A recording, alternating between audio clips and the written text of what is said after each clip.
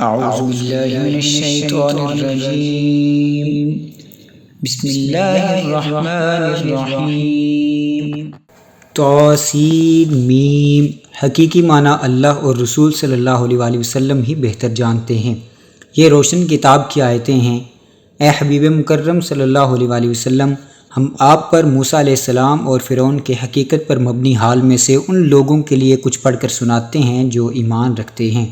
بے شک فرعون زمین میں سرکش و متکبر یعنی آمر مطلق ہو گیا تھا، اور اس نے اپنے ملک کے باشندوں کو مختلف فرقوں اور گروہوں میں بانٹ دیا تھا۔ اس نے ان میں سے ایک گروہ یعنی بنی اسرائیل کے عوام کو کمزور کر دیا تھا کہ ان کے لڑکوں کو ان کے مستقبل کی طاقت کو چلنے کے لیے ذبح کر ڈالتا اور ان کی عورتوں کو زندہ چھوڑ دیتا تاکہ مردوں کے بغیر ان کی تعداد بڑھے اور ان میں اخلاقی بے راہ روی کا اضافہ ہو۔ بے شک وہ فساد انگیز لوگوں میں سے تھا، اور ہم چاہتے تھے کہ ہم ایسے لوگوں پر احسان کریں جو زمین میں حقوق اور آزادی سے محرومی اور ظلم و استحصال کے باعث کمزور کر دیے گئے تھے، اور انہیں مظلوم قوم کے رہبر و پیشوا بنا دیں اور انہیں ملکی تخت کا وارث بنا دیں، اور ہم انہیں ملک میں حکومت و اقتدار بخشیں اور فرعون اور حامان اور ان دونوں کی فوجوں کو وہ انقلاب دکھا دیں جس سے وہ ڈرا کرتے تھے۔ اور ہم نے موسیٰ علیہ السلام کی والدہ کے دل میں یہ بات ڈالی کہ تم انہیں دودھ پلاتے رہو، پھر جب تمہیں ان پر قتل کر دیے جانے کا اندیشہ ہو جائے تو انہیں دریا میں ڈال دینا، اور نہ تم اس صورتحال سے خوفزدہ ہونا اور نہ رنجیدہ ہونا۔ بے شک ہم انہیں تمہاری طرف واپس لوٹانے والے ہیں اور انہیں رسولوں میں شامل کرنے والے ہیں۔ پھر فرعون کے گھر والوں نے انہیں دریا سے اٹھا لیا تاکہ وہ مشیت الہی سے ان کے لیے دشمن اور باعث غم ثابت ہوں۔ بے شک فرعون اور حامان اور ان دونوں کی فوجیں سب خطا کار تھے۔ اور فرعون کی بیوی نے موسیٰ علیہ السلام کو دیکھ کر کہا، یہ بچہ میری اور تیری آنکھ کے لیے ٹھنڈک ہے، اسے قتل نہ کرو، شاید یہ ہمیں فائدہ پہنچائے یا ہم اس کو بیٹا بنا لیں۔ اور وہ اس تجویز کے انجام سے بے خبر تھے۔ اور موسیٰ علیہ السلام کی والدہ کا دل صبر سے خالی ہو گیا، قریب تھا کہ وہ اپنی بے قراری کے باعث اس راز کو ظاہر کر دیتی اگر ہم ان کے دل پر صبر و سکون کی قوت نہ اتارتے تاکہ وہ وعدہ الہی پر یقین رکھنے والوں میں سے رہیں۔ اور موسیٰ علیہ السلام کی والدہ نے ان کی بہن سے کہا کہ ان کا حال معلوم کرنے کے لیے ان کے پیچھے جاؤ، سو وہ انہیں دور سے دیکھتے رہے اور وہ لوگ بالکل بے خبر تھے۔ اور ہم نے پہلے ہی سے موسیٰ علیہ السلام پر دائیوں کا دودھ حرام کر دیا تھا، سو موسیٰ علیہ السلام کی بہن نے کہا، کیا میں تمہیں ایسے گھر والوں کی نشاندہی کروں جو تمہارے لیے اس بچے کی پرورش کر دیں اور وہ اس کے خیر خواہ بھی ہوں؟ پس ہم نے موسیٰ علیہ السلام کو یوں ان کی والدہ کے پاس لوٹا دیا تاکہ ان کی آنکھ ٹھنڈی رہے اور وہ رنجیدہ نہ ہوں، اور تاکہ وہ یقین سے جان لیں کہ اللہ کا وعدہ سچا ہے، لیکن اکثر لوگ نہیں جانتے۔ اور جب موسیٰ علیہ السلام اپنی جوانی کو پہنچ گئے اور سن اعتدال پر آ گئے تو ہم نے انہیں حکم نبوت اور علم و دانش سے نوازا، اور ہم نیکوکاروں کو اسی طرح صلہ دیا کرتے ہیں۔ اور موسیٰ علیہ السلام شہر مصر میں داخل ہوئے اس حال میں کہ شہر کے باشندے نیند میں غافل پڑے تھے، تو انہوں نے اس میں دو مردوں کو باہم لڑتے ہوئے پایا۔ یہ ایک تو ان کے اپنے گروہ بنی اسرائیل میں سے تھا اور یہ دوسرا ان کے دشمنوں قوم فرعون میں سے تھا۔ پس اس شخص نے جو انہی کے گروہ میں سے تھا آپ سے اس شخص کے خلاف مدد طلب کی جو آپ کے دشمنوں میں سے تھا۔ پس موسیٰ علیہ السلام نے اسے مکہ مارا تو اس کا کام تمام کر دیا۔ پھر فرمانے لگے، یہ شیطان کا کام ہے جو مجھ سے سرزد ہوا ہے، بے شک وہ صریح بہکانے والا دشمن ہے۔ موسیٰ علیہ السلام عرض کرنے لگے، اے میرے رب، بے شک میں نے اپنی جان پر ظلم کیا، سو تو مجھے معاف فرما دے۔ پس اس نے انہیں معاف فرما دیا، بے شک وہ بڑا ہی بخشنے والا نہایت مہربان ہے۔ مزید عرض کرنے لگے، اے میرے رب، اس سبب سے کہ تو نے مجھ پر اپنی مغفرت کے ذریعہ احسان فرمایا ہے، اب میں ہرگز مجرموں کا مددگار نہیں بنوں گا۔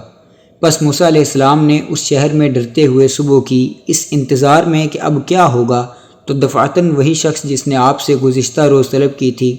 آپ کو دوبارہ امداد کے لیے پکار رہا ہے۔ تو موسیٰ علیہ السلام نے اس سے کہا، بے شک تو صریح گمراہ ہے۔ سو جب انہوں نے ارادہ کیا کہ اس شخص کو پکڑیں جو ان دونوں کا دشمن ہے تو وہ بول اٹھا، اے موسیٰ، کیا تم مجھے بھی قتل کرنا چاہتے ہو جیسا کہ تم نے کل ایک شخص کو قتل کر ڈالا تھا؟ تم صرف یہی چاہتے ہو کہ ملک میں بڑے جابر بن جاؤ، اور تم یہ نہیں چاہتے کہ اصلاح کرنے والوں میں سے بنو۔ اور شہر کے آخری کنارے سے ایک شخص دوڑتا ہوا آیا، اس نے کہا، اے موسیٰ، قوم فرعون کے سردار آپ کے بارے میں مشورہ کر رہے ہیں کہ وہ آپ کو قتل کر دیں، سو آپ یہاں سے نکل جائیں، بے شک میں آپ کے خیر خواہوں میں سے ہوں۔ سو موسیٰ علیہ السلام وہاں سے خوف زدہ ہو کر مدد الہی کا انتظار کرتے ہوئے نکل کھڑے ہوئے۔ عرض کیا، اے رب مجھے ظالم قوم سے نجات عطا فرما۔ اور جب وہ مدین کی طرف رخ کر کے چلے تو کہنے لگے، امید ہے میرا رب مجھے منزل مقصود تک پہنچانے کے لیے سیدھی راہ دکھا دے گا۔ اور جب وہ مدین کے پانی کے کنویں پر پہنچے تو انہوں نے اس پر لوگوں کا ایک ہجوم پایا جو اپنے جانوروں کو پانی پلا رہے تھے، اور ان سے الگ ایک جانب 2 عورتیں دیکھیں جو اپنی بکریوں کو روکے ہوئے تھیں۔ موسیٰ علیہ السلام نے فرمایا، تم دونوں اس حال میں کیوں کھڑی ہو؟ دونوں بولیں کہ ہم اپنی بکریوں کو پانی نہیں پلا سکتی یہاں تک کہ چرواہے اپنے مویشیوں کو واپس لے جائیں، اور ہمارے والد عمر رسیدہ بزرگ ہیں۔ سو انہوں نے دونوں کے ریوڑ کو پانی پلا دیا، پھر سایہ کی طرف پلٹ گئے اور عرض کیا، اے رب میں ہر اس بھلائی کا جو تو میری طرف اتارے محتاج ہوں۔ پھر تھوڑی دیر بعد ان کے پاس ان دونوں میں سے ایک لڑکی آئی جو شرم و حیا کے انداز سے چل رہی تھی۔ اس نے کہا، میرے والد آپ کو بلا رہے ہیں تاکہ وہ آپ کو اس محنت کا معاوضہ دیں جو آپ نے ہمارے لیے بکریوں کو پانی پلایا ہے۔ سو جب موسیٰ علیہ السلام ان لڑکیوں کے والد شعیب علیہ السلام کے پاس آئے اور ان سے پچھلے واقعات بیان کیے تو انہوں نے کہا، آپ خوف نہ کریں، آپ نے ظالم قوم سے نجات پا لی ہے۔ ان میں سے ایک لڑکی نے کہا، اے میرے والد گرامی، انہیں اپنے پاس مزدوری پر رکھ لیں، بے شک بہترین شخص جسے آپ مزدوری پر رکھیں وہی ہے جو طاقتور امانت دار ہو، اور یہ اس ذمہ داری کے اہل ہیں۔ انہوں نے موسیٰ علیہ السلام سے کہا، میں چاہتا ہوں کہ اپنی ان 2 لڑکیوں میں سے ایک کا نکاح آپ سے کر دوں، اس مہر پر کہ آپ 8 سال تک میرے پاس اجرت پر کام کریں، پھر اگر آپ نے 10 سال پورے کر دیے تو آپ کی طرف سے احسان ہوگا، اور میں آپ پر مشقت نہیں ڈالنا چاہتا۔ اگر اللہ نے چاہا تو آپ مجھے نیک لوگوں میں سے پائیں گے۔ موسیٰ علیہ السلام نے کہا، یہ معاہدہ میرے اور آپ کے درمیان طے ہو گیا، 2 میں سے جو مدت بھی میں پوری کروں سو مجھ پر کوئی جبر نہیں ہوگا، اور اللہ اس بات پر جو ہم کہہ رہے ہیں نگہبان ہے۔ پھر جب موسیٰ علیہ السلام نے مقررہ مدت پوری کر لی اور اپنی اہلیہ کو لے کر چلے تو انہوں نے طور کی جانب سے ایک آگ دیکھی، وہ شعلہ حسن مطلق تھا جس کی طرف آپ کی طبیعت مانوس ہو گئی۔ انہوں نے اپنی اہلیہ سے فرمایا، تم یہیں ٹھہرو، میں نے آگ دیکھی ہے، شاید میں تمہارے لیے اس آگ سے کچھ اس کی خبر لاؤں جس کی تلاش میں مدتوں سے سرگردہ ہوں، یا آتش سوزاں کی کوئی چنگاری لا دوں تاکہ تم بھی تپ اٹھو۔ جب موسیٰ علیہ السلام وہاں پہنچے تو وادی طور کے دائیں کنارے سے بابرکت مقام پر واقع ایک درخت سے آواز دی گئی کہ اے موسیٰ، بے شک میں ہی اللہ ہوں جو تمام جہانوں کا پروردگار ہوں، اور یہ کہ اپنی لاٹھی زمین پر ڈال دو۔ پھر جب موسیٰ علیہ السلام نے اسے دیکھا کہ وہ تیز لہراتی تڑپتی ہوئی حرکت کر رہی ہے گویا وہ سانپ ہو، تو پیٹھ پھیر کر چل پڑے اور پیچھے مڑ کر نہ دیکھا۔ ندا آئی، اے موسیٰ، سامنے آؤ اور خوف نہ کرو، بے شک تم امان یافتہ لوگوں میں سے ہو۔ اپنا ہاتھ اپنے گریبان میں ڈالو، وہ بغیر کسی عیب کے سفید چمکدار ہو کر نکلے گا، اور خوف دور کرنے کی غرض سے اپنا بازو اپنے سینے کی طرف سکیڑ لو۔ بس تمہارے رب کی جانب سے یہ 2 دلیلیں فرعون اور اس کے درباریوں کی طرف بھیجنے اور مشاہدہ کرانے کے لیے ہیں، بے شک وہ نافرمان لوگ ہیں۔ موسیٰ علیہ السلام نے عرض کیا، اے پروردگار، میں نے ان میں سے ایک شخص کو قتل کر ڈالا تھا، سو میں ڈرتا ہوں کہ وہ مجھے قتل کر ڈالیں گے، اور میرے بھائی ہارون علیہ السلام وہ زبان میں مجھ سے زیادہ فصیح ہیں، سو انہیں میرے ساتھ مددگار بنا کر بھیج دے کہ وہ میری تصدیق کر سکیں۔ میں اس بات سے بھی ڈرتا ہوں کہ وہ لوگ مجھے جھٹلائیں گے۔ ارشاد فرمایا، ہم تمہارا بازو تمہارے بھائی کے ذریعے مضبوط کر دیں گے، اور ہم تم دونوں کے لیے لوگوں کے دلوں میں اور تمہاری کاوشوں میں ہیبت و غلبہ پیدا کیے دیتے ہیں، سو وہ ہماری نشانیوں کے سبب سے تم تک گزند پہنچانے کے لیے نہیں پہنچ سکیں گے۔ تم دونوں اور جو لوگ تمہاری پیروی کریں گے غالب رہیں گے۔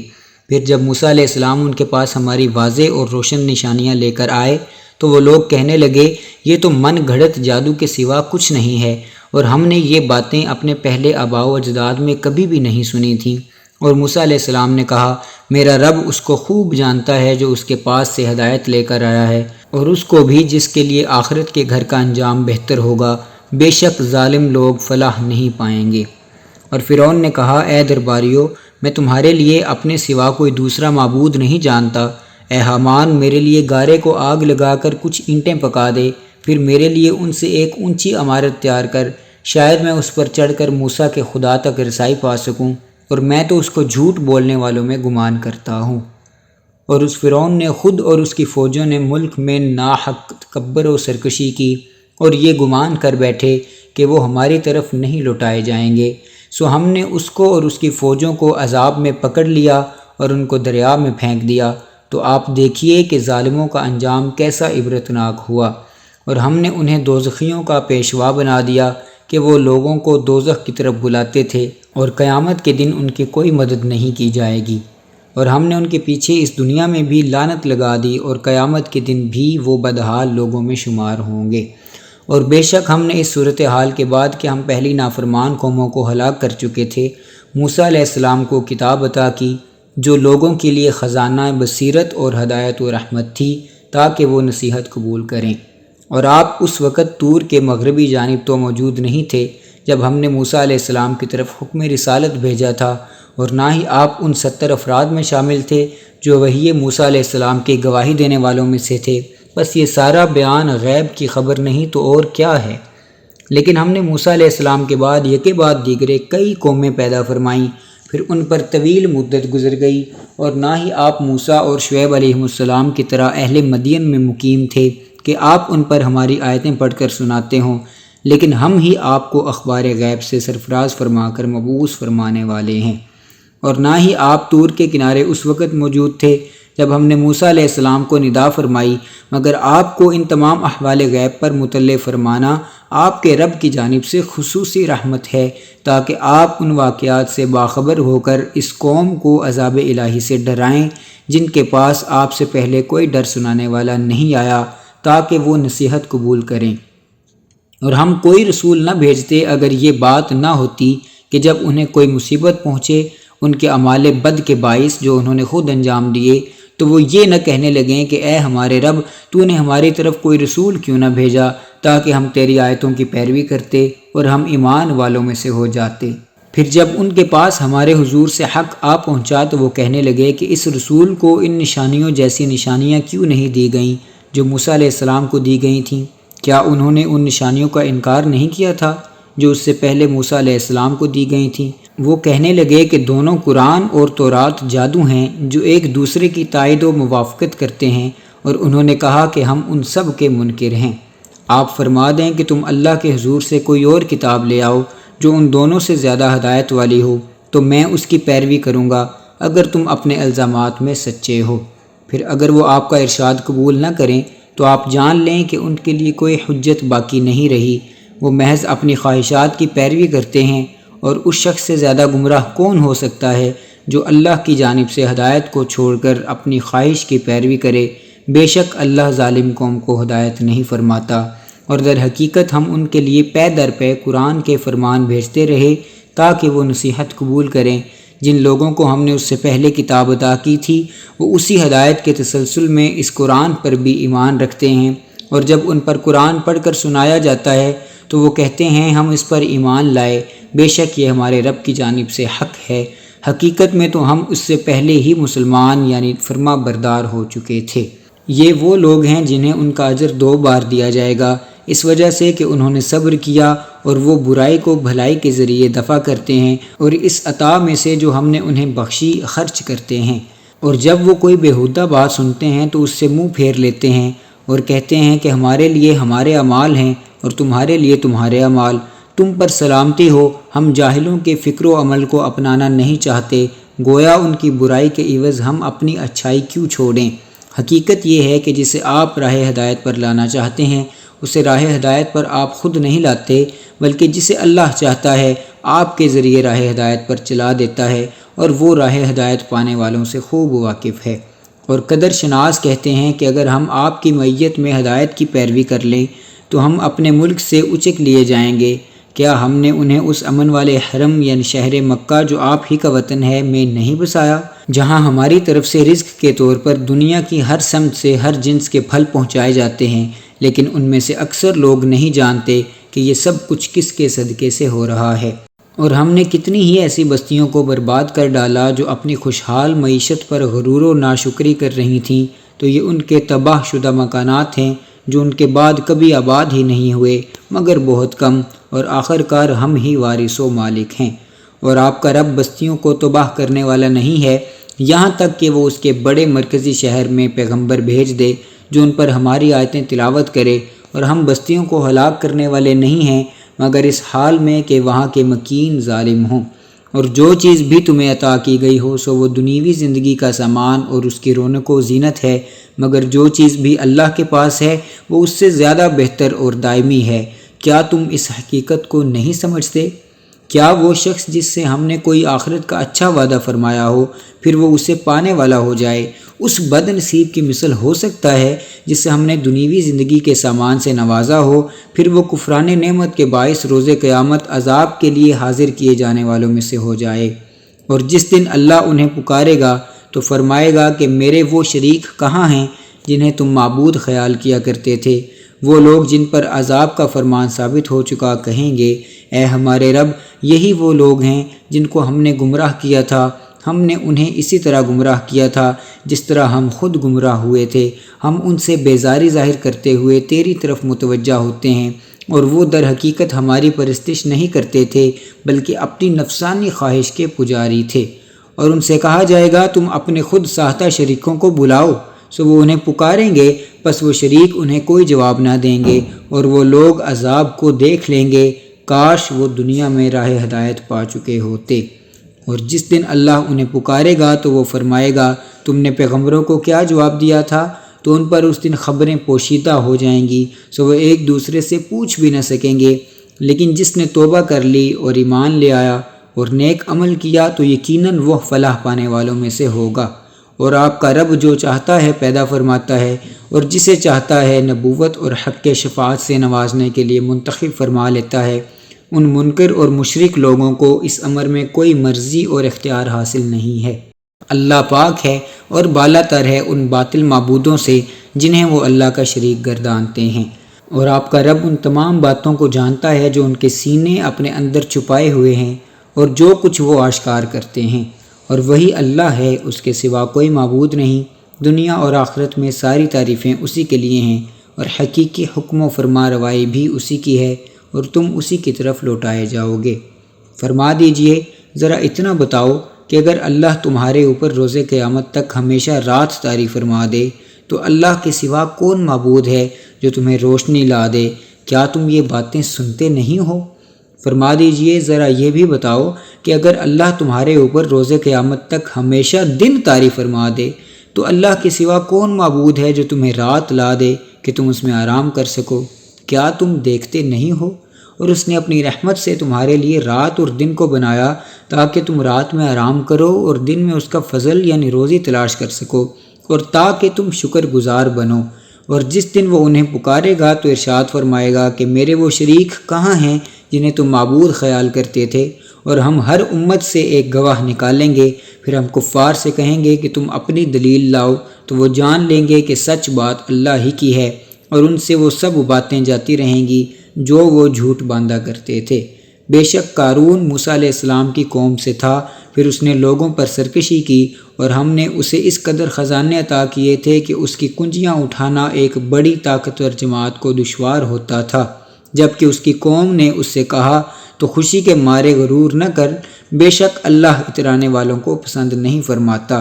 اور تو اس دولت میں سے جو اللہ نے تجھے دے رکھی ہے آخرت کا گھر طلب کر، اور دنیا سے بھی اپنا حصہ نہ بھول، اور تو لوگوں سے ویسا ہی احسان کر جیسا احسان اللہ نے تجھ سے فرمایا ہے، اور ملک میں ظلم، ارتکاز اور استحصال کی صورت میں فساد انگیزی کی راہیں تلاش نہ کر، بے شک اللہ فساد بپا کرنے والوں کو پسند نہیں فرماتا۔ وہ کہنے لگا میں یہ مال معاشرے اور عوام پر کیوں خرچ کروں؟ مجھے تو یہ مال صرف اس کسبی علم و ہنر کی بنا پر دیا گیا ہے جو میرے پاس ہے۔ کیا اسے یہ معلوم نہ تھا کہ اللہ نے واقعتاً اس سے پہلے بہت سی ایسی قوموں کو ہلاک کر دیا تھا جو طاقت میں اس سے کہیں زیادہ سخت تھیں، اور مال و دولت اور افرادی قوت کے جمع کرنے میں کہیں زیادہ آگے تھیں، اور بوقت ہلاکت مجرموں سے ان کے گناہوں کے بارے میں مزید تحقیق یا کوئی عذر اور سبب نہیں پوچھا جائے گا۔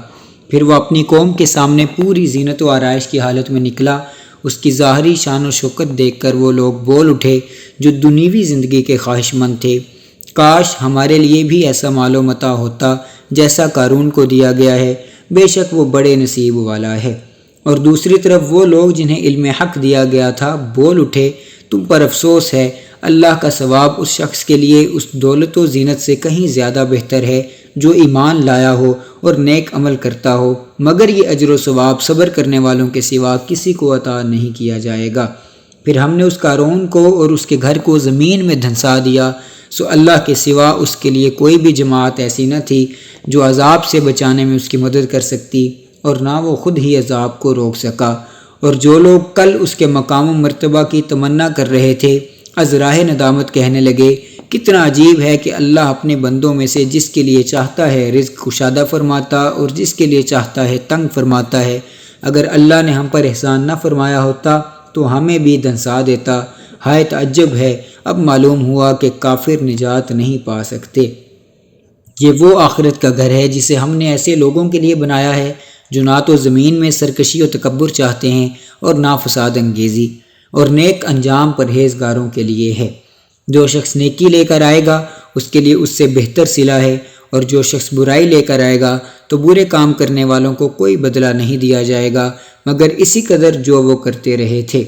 بے شک جس رب نے آپ پر قرآن کی تبلیغ و اقامت کو فرض کیا ہے، یقیناً وہ آپ کو آپ کی چاہت کے مطابق لوٹنے کی جگہ مکہ یا آخرت کی طرف فتح و کامیابی کے ساتھ واپس لے جانے والا ہے۔ فرما دیجئے میرا رب اسے خوب جانتا ہے جو ہدایت لے کر آیا اور اسے بھی جو صریح گمراہی میں ہے۔ اور تم اس بات کی امید نہ رکھتے تھے کہ تم پر یہ کتاب اتاری جائے گی مگر یہ تمہارے رب کی رحمت سے اتری ہے، بس تم ہرگز کافروں کے مددگار نہ بننا، اور وہ کفار تمہیں ہرگز اللہ کی آیتوں کی تعمیل و تبلیغ سے باز نہ رکھیں اس کے بعد کہ وہ تمہاری طرف اتاری جا چکی ہیں، اور تم لوگوں کو اپنے رب کی طرف بلاتے رہو اور مشرکوں میں سے ہرگز نہ ہونا، اور تم اللہ کے ساتھ کسی دوسرے خود ساختہ معبود کو نہ پوجا کرو، اس کے سوا کوئی عبادت کے لائق نہیں، اس کی ذات کے سوا ہر چیز فانی ہے، حکم اسی کا ہے اور تم سب اسی کی طرف لوٹائے جاؤ گے۔ بے شک سچ فرمایا اللہ عصمت والے نے۔